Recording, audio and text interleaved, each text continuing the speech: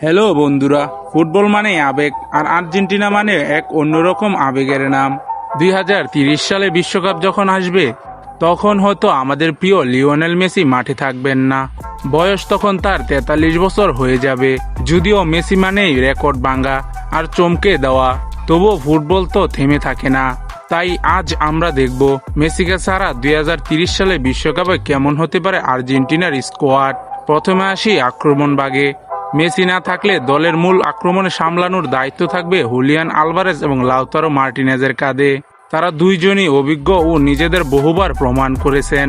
এছাড়া মাঝমাঠ থেকে আক্রমণ তৈরির জন্য দলে থাকছেন নিকোপাস, ক্লোডিও এচিবেরি, থিয়েগো আলমাদা এবং তরুণ তারকা আলেন্দ্রো গানারচো। তাদের ক্ষিপ্ত গতি প্রতিপক্ষদের রক্ষণভাগ কাঁপিয়ে দেওয়ার জন্যই যথেষ্ট। এবার মাঝমাঠের কথা বলা যাক। অভিজ্ঞ লিয়ান্দ্রো পারেদেস হয়তো ততদিন দল থেকে বিদায় নেবেন, আর রদ্রিগো ডিপোলের বয়সও বাড়বে। তাই মাঝমাঠের মূল কাণ্ডারি হবেন এনজো ফার্নান্দেস এবং ম্যাক এলিস্টার। তাদের সাথে পাল্লা দিতে প্রস্তুত থাকবেন স্কুয়েল কিংবা মেকুমো পেরনের মতো তরুণ খেলোয়াড়রা। এই ইয়াং বয়সের ফুটবলাররাই মাঝমাঠের গতি যোগাতে সাহায্য করবে। রক্ষণভাগ বড় কিছু পরিবর্তন আসতে দেখা যেতে পারে। নিকোলাস ওতামেন্ডির অবসরের পর ডিফেন্সে নতুন করে সাজাতে হবে।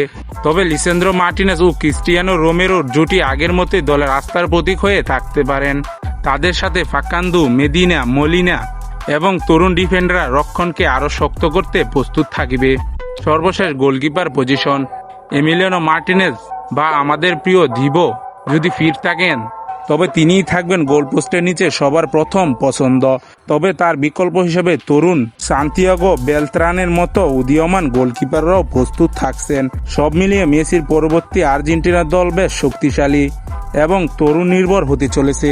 তবে সবচেয়ে বড় প্রশ্ন হলো, দলের সফল কোচ লিওনেল স্কলোনি কি তখন তাদের দায়িত্ব থাকবেন?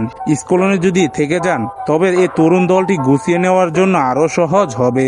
আপনার কি মনে হয়, মেসি ছাড়াই কি আর্জেন্টিনা আবারও বিশ্বমঞ্চে রাজত্ব করতে পারবে? কমেন্ট করে আমাদের জানিয়ে দিন। ভিডিওগুলো ভালো লাগলে লাইক, কমেন্ট, শেয়ার করতে ভুলবেন না। আর এরকম স্পোর্টস রিলেটেড কন্টেন্ট পেতে আমাদের এমটি স্পোর্টস অফিসিয়াল চ্যানেলটি সাবস্ক্রাইব করে পাশে থাকবেন। ধন্যবাদ।